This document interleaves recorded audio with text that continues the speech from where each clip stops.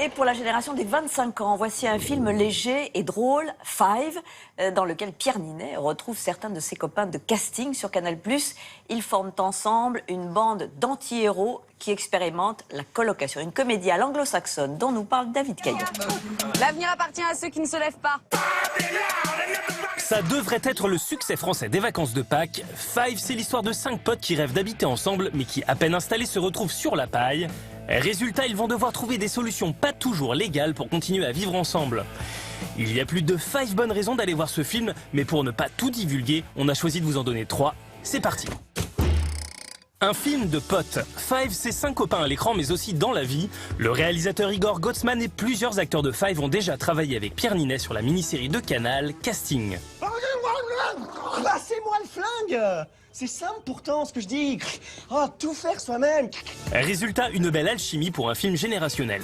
C'est rare en France, c'est un film qui a été conçu par un artiste de 25 ans, joué par des artistes de 25 ans, des personnages de 25 ans. Ça s'adresse aux gens de 25 ans, mais pas que. C'est un film sur la jeunesse, mais la jeunesse dans la tête. Ça a été la bonne surprise des avant-premières, c'est de voir que des grands-mères rient au même moment que leur petite fille sur le film.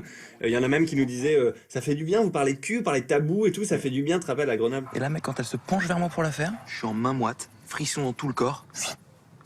Petite golasse. Des références américaines. Bien sûr, on retrouve dans Five le cinéma de Cédric Clapiche, mais surtout les comédies potaches US de Judd Apatow. C'est vrai que c'est anglo-saxon d'assumer complètement la comédie, d'aller au bout des situations, de jouer avec les tabous et de faire ça à fond, sans avoir forcément un deuxième versant, même s'il y a des moments dramatiques. C'est rare en France, souvent on met un pan politique au film ou un pan dramatique. Moi j'aimais bien l'idée que Igor il ait dit bah non, moi je vais assumer mon truc, c'est un film qui va faire marrer les gens et d'aller au bout de cette idée. Qu'est-ce que c'est que cette dégaine de merde? En plus, c'est ultra ambigu là. T'es en Micaëra des années 90 en bas, mi-mafieux italien de merde en haut.